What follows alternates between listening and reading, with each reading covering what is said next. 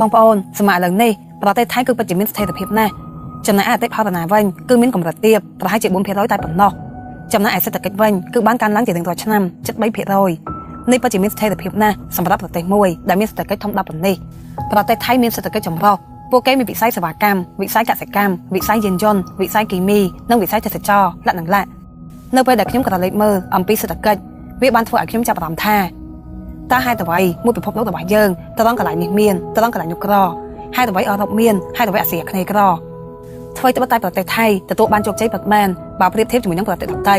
ក៏ប្រាក់ខែនៅក្នុងប្រទេសថៃនៅតែទាបដែរត្រឹមប្រហែលជា$500ទៅ$600ក្នុងមួយខែចំណែកឯភាពខុសគ្នារវាងអ្នកមាននិងអ្នកក្រគឺវាបានខុសគ្នាឆ្ងាយធ្លាក់ចូលក្នុងចំណោមខ្លាំងជាងគេនៅក្នុងទ្វីបអាស៊ីដែលស្ទើរតែគ្មានវណ្ណៈកណ្ដាលទេបើមានគឺមានខ្លាំងហើយបើក្រគឺក្រខ្លាំងខ្ញុំមិនដឹងថាតើហេតុអ្វីបានជាវាពិបាកសម្រាប់ប្រជាជនអាស៊ីអាគ្នេយ៍ក្នុងការបានក្លាយទៅជាប្រទេសដែលមានប្រាក់ចំណូលខ្ពស់ប្រហែលជាវាមកពីកត្តាបរិយាកាសក្តៅពេកឬសើមពេកដែលធ្វើឲ្យមនុស្សមានការគិតខុសគ្នាពីពួកមនុស្សដែលរស់នៅក្នុងប្រទេសត្រជាក់នៅពេលដែលអ្នកណារស់នៅក្នុងប្រទេសដែលមានបរិយាកាសត្រជាក់អ្នកនោះគឺនឹងមិនអាចធ្វើជាមិនខ្វាយខ្វល់បាននោះទេព្រោះបើមិនខំប្រឹងនោះដល់ពេលរដូវធ្លាក់ទឹកកកបានមកដល់គឺនឹងបាត់ពោះស្លាប់តែម្ដងម្យ៉ាងទៀតពួកគេមិនចេះតែអាចមានចិត្តល្អពេកធ្វើខ្ជះខ្ជាយនោះទេពួកគេត្រូវតែខិតខំសន្សំទុកដើម្បីបានរស់ចំណែកឯមនុស្សដែលរស់នៅក្នុងតំបន់ត្រូពិចដែលអាចដាំដុះម្ហូបបានដោយងាយស្រួលហើយមិនមានការព្រួយបារម្ភពីការខ្លាចកកស្លាប់អ្វីទេពួកគេទាំងនោះគឺនឹងមានចិត្តទូលំទូលាយជាងមិនសូវកំណាញ់ប៉ុន្មានទេព្រោះតែពួកគេបានដឹងថាសម្បូរហើយដឹងនឹងគឺនឹងដាំដុះបានទៀតមិនដាច់ពោះស្លាប់ទេជាលទ្ធផលមកពួកគេមិនសូវមានវិន័យខ្លាំងនិងមិនសូវចេះសន្សំទុកដោយពួកមនុស្សដែលរស់នៅក្នុងតំបន់ត្រជាក់នោះទេវាពិតជាគួរឲ្យចាប់អារម្មណ៍ពីរបៀបដែលអាកប្បកិរិយារបស់មនុស្សដំណើរការរឿងបែបនេះមិនមែនត្រឹមតែអាស៊ីអាគ្នេយ៍ទេសូម្បីតែមនុស្សដែលរស់នៅអាមេរិកខាងត្បូងនៅក្បែរអាម៉ាហ្សនក៏ពួកគេមានអត្តចរិតស្រដៀងគ្នាដែររឿងមួយដែលជាការពិតនោះគឺថាប្រទេសថៃគឺមានជាងប្រទេសជាច្រើននៅក្នុងអាស៊ីអាគ្នេយ៍ផលិតផលក្នុងសរុបរបស់ប្រទេសថៃគឺប្រហែលជា$500 លានក្នុងមួយឆ្នាំនេះគឺធំជាងប្រទេសហ្វីលីពីននិងវៀតណាមបន្តិចតែបើប្រៀបធៀបជាមួយនឹងប្រទេសកម្ពុជាគឺធំជាងប្រហែលជា12 ដងពេលនេះបងប្អូនប្រកាសជាសួរថាតើហេតុអ្វីបានជាប្រទេសថៃទទួលបានបែបនេះនៅពេលដែលយើងក្រឡេកទៅមើលប្រជាសាស្ត្ររបស់ប្រទេសថៃគឺយើងបានឃើញថាមានជាតិសាសន៍ជាច្រើនណាស់ដែលរស់នៅទីនោះមានសាសឡាវចុង20 លាននាក់ចំណែកឯសាសខ្មែរមានប្រហែលជាចូលខ្ទង់រាប់លាននាក់ផងដែរបើសាសភូមាវិញក៏មានលើសរាប់លាននាក់ផងដែរនេះបើយើងបូកសរុបប្រជាជននៅក្នុងប្រទេសថៃទាំងអស់ចូលគ្នាគឺមានចំនួន72 លាននាក់មូលហេតុដែលយើងមិនបានដឹងពិតប្រាកដថានៅក្នុងប្រទេសថៃមានឈាមជ័រខ្មែរប្រមាណលាននាក់ពីព្រោះតែថៃបានយកដីនិងប្រជាជនខ្មែរតាំងតែពីរាប់រយឆ្នាំមុនសប្តាហ៍ថ្ងៃនេះពួកគេនិយាយតែភាសាថៃនិងដឹងតែអំពីវប្បធម៌ថៃទេបងប្អូននៅពេលដែលប្រទេសមួយវាយបានទឹកដីត្រង់កន្លែងណារបស់ប្រទេសមួយទៀតគឺថាប្រជាជនដែលរស់នៅលើទឹកដីត្រង់កន្លែងហ្នឹងពួកគេមិនបានបាត់ណាទេគ្រាន់តែគេបដូរឈ្មោះទឹកដីកន្លែងហ្នឹងទៅជាឈ្មោះប្រទេសរបស់គេតែប៉ុណ្ណោះប៉ុន្តែមនុស្សគឺនៅតែដដែលទេម្យ៉ាងទៀតការពីចក្រភពអង្គរដួលរលំគឺថៃបានយកជនជាតិខ្មែររាប់ម៉ឺនរាប់សែននាក់ទៅតាមផងដែរដើម្បីឲ្យពួកគេជួយអភិវឌ្ឍប្រទេសឲ្យនេះគឺតាំងតែពីចុង600ឆ្នាំមុនចំនួនប៉ុណ្នេះគឺច្រើនខ្លាំងណាស់មនុស្សរាប់សែននាក់ក្នុង600ឆ្នាំគឺវាអាចកើនឡើងទៅដល់រាប់សិបលាននាក់ឯណោះបើគិតមកដល់សម័យឥឡូវនេះបងប្អូនរហូតមកដល់សប្តាហ៍ថ្ងៃនេះប្រទេសថៃគឺមានភាពរឹងមាំខ្លាំងខាងផ្នែកនយោបាយសេដ្ឋកិច្ចនិងយោធាដោយសារតែពុយស្ដេចថៃបានធ្វើការសម្រេចចិត្តដ៏ឆ្លាតវៃក្នុងប្រមាណ100ឆ្នាំនេះប្រទេសថៃមិនបានបែកបាក់ទេហើយមិនឲ្យជនបរទេសណាមកយកប្រទេសបានទេចំណែកឯពុយពងស្ដេចថៃគឺមានអំណាចខ្លាំងដែលមិនឲ្យអ្នកណាឬគ្រួសារណាមកដណ្ដើមអំណាចបានឡើយ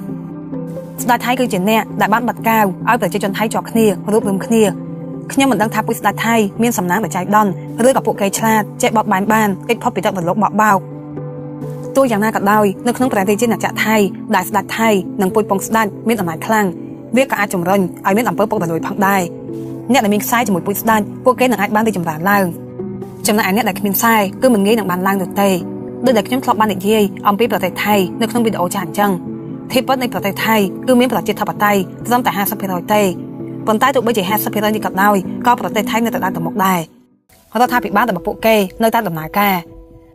បងប្អូនប្រទេសថៃនឹងនៅតែមានស្ថិរភាពនិងនៅតែរឹងមាំបើប្រៀបធៀបទៅនឹងប្រទេសដទៃផ្សេងទៀតនៅក្នុងតំបន់អាស៊ីដោយសារតែប្រទេសនេះមានវិស័យខ្លាំងចំនួន3ដូចជាទី1វិស័យទេសចរណ៍ថៃនៅតែជាប្រទេសដែលមានទេសចរណ៍ច្រើនជាងគេនៅអាស៊ីដោយនៅក្នុងឆ្នាំនេះមានរំពឹងទុកថានឹងឈានទៅដល់40 លាននាក់ឯណោះដែលអាចរកចំណូលបានចំនួន$50,000 ក្នុងមួយឆ្នាំ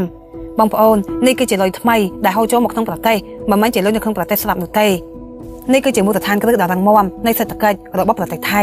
ដែលមិនងាយនឹងធ្វើឲ្យប្រទេសថៃធ្លាក់ខ្លួនក្រនោះទេទី2វិស័យខាងប្រព័ន្ធថែទាំសុខភាពឯកជនដ៏រឹងមាំសប្តាហ៍ថ្ងៃនេះមានជនបរទេសមកពីបណ្ដាប្រទេសនានាច្រើនទៅដែលបានចូលមកក្នុងប្រទេសថៃដើម្បីទទួលបានសេវាកម្មថែទាំសុខភាពពួកគេបាននិយាយថាវាមានតម្លៃសមរម្យហើយគុណភាពគឺល្អណាស់ទី3វិស័យថែទាំមនុស្សចាស់ខាងវិស័យនេះនៅក្នុងប្រទេសថៃគឺបានផ្ទុះឡើងយ៉ាងខ្លាំងមានជនបរទេសដែលបានចូលនិវត្តន៍ពីប្រទេសពួកលោកខាងលិចបានធ្វើដំណើរចូលមករស់នៅក្នុងប្រទេសថៃច្រើនណាស់ពីមួយឆ្នាំទៅមួយឆ្នាំបងប្អូនមនុស្សចាស់ខ្លះពីប្រទេសពួកលោកខាងលិចពួកគេមានទ្រព្យសម្បត្តិច្រើនណាស់អ្នកខ្លះចូលមកគឺបានយកលុយមកតាមខ្លួនចង់ខ្ទង់លានដុល្លារឯណោះដើម្បីមករស់នៅក្នុងប្រទេសថៃគេបានធ្វើការប៉ាន់ស្មានថាមានជនបរទេសប្រមាណជា1លាននាក់ទៅ2លាននាក់បានចូលមករស់នៅក្នុងប្រទេសថៃបងប្អូនដោយសារតែប្រទេសថៃមានវិស័យទេសចរខ្លាំងហើយថែមទាំងមានមនុស្សពីប្រទេសពួកលោកខាងលិចកាន់តែច្រើនទៅបានរើមករស់នៅក្នុងប្រទេសថៃបន្ថែមទៀតដូច្នេះវានឹងអូសទាញបានរូបិយប័ណ្ណបរទេសយ៉ាងច្រើនដែលនឹងធ្វើឲ្យរូបិយប័ណ្ណបាតរបស់ថៃកាន់តែរឹងមាំខ្លាំងឡើងបើយើងក្រឡេកទៅមើលក្នុង5ឆ្នាំនេះលុយបាតថៃគឺនៅតែរឹងមាំដដែលមិនបានកែប្រែប្រមាណទេបើធៀបជាមួយនឹងដុល្លារតែបើពេលដែលយើងក្រឡេកទៅមើលរូបិយប័ណ្ណរបស់ប្រទេសដទៃវិញខ្លះគឺបានធ្លាក់ចុះ 50% ចំណែកឯខ្លះទៀត 80% បាត់ទៅហើយនៅក្នុង5ឆ្នាំនេះពេលនេះយើងសួរថាតើប្រទេសថៃនឹងមានហានិភ័យអ្វីខ្លះក្នុង50ឆ្នាំខាងមុខទី1គឺការប្រែប្រួលអាកាសធាតុនៅពេលដែលភពផែនដីកាន់តែក្តៅទៅវានឹងធ្វើឲ្យអាកាសធាតុកាន់តែប្រែប្រួលទៅជាធ្ងន់ធ្ងរខ្លាំងជាងមុនផងដែររដូវប្រាំងនឹងកាន់តែក្តៅពេលរដូវវស្សាភ្លៀងនឹងកាន់តែខ្លាំងទឹកជំនន់កាន់តែច្រើនកម្ពស់ទឹកសមុទ្រវានឹងកើនឡើងគេបានធ្វើការប៉ាន់ប្រមាណថាប្រសិនបើកម្ពស់ទឹកសមុទ្រកើនឡើងត្រឹមតែបន្តិចគឺវានឹងអាចជន់លិចទីក្រុងបាងកកតែម្ដងព្រោះតែទីក្រុងបាងកកគឺមានទីតាំងនៅជិតសមុទ្រទី2ឧបមាថាប្រសិនបើក្នុង50ឆ្នាំខាងមុខនេះអាមេរិកដកខ្លួនចេញពីប្រទេសថៃនោះប្រទេសថៃនឹងមិនមានអធិបតេយ្យភាពខ្លាំងដូចពីមុនទៀតនោះទេសប្តាហ៍ថ្ងៃនេះប្រទេសជិតខាងដ៏ធំមួយមិនសូវហ៊ានជាមួយថៃគឺដោយសារតែថៃគឺជាមិត្តម្នាក់ផងដែររបស់អាមេរិកនៅខាងអាស៊ីហើយផលទី3គឺវាតាក់ទងទៅនឹងក្រុមមនុស្សនៅភាគខាងត្បូងនៃប្រទេសថៃខ្ញុំមិនអាចនិយាយលម្អិតបានទេប៉ុន្តែបើក្រុមមនុស្សទាំងនោះពង្រីកខ្លួនក្នុង50ឆ្នាំនេះនោះថៃនឹងមានបញ្ហាធំសរុបមកប្រទេសថៃគឺជាប្រទេសដ៏ជោគជ័យមួយនៅខាងអាស៊ីប៉ុន្តែប្រទេសថៃក៏នៅតែមានដែនកំណត់ដែរសប្តាហ៍ថ្ងៃនេះមានជនជាតិថៃច្រើនណាស់រាប់ម៉ឺនរាប់សែននាក់ពួកគេក៏នៅតែធ្វើការនៅក្នុងប្រទេសពួកលោកខាងលិចដើម្បីទទួលបានប្រាក់ខែច្រើនជាងមុនផងដែរ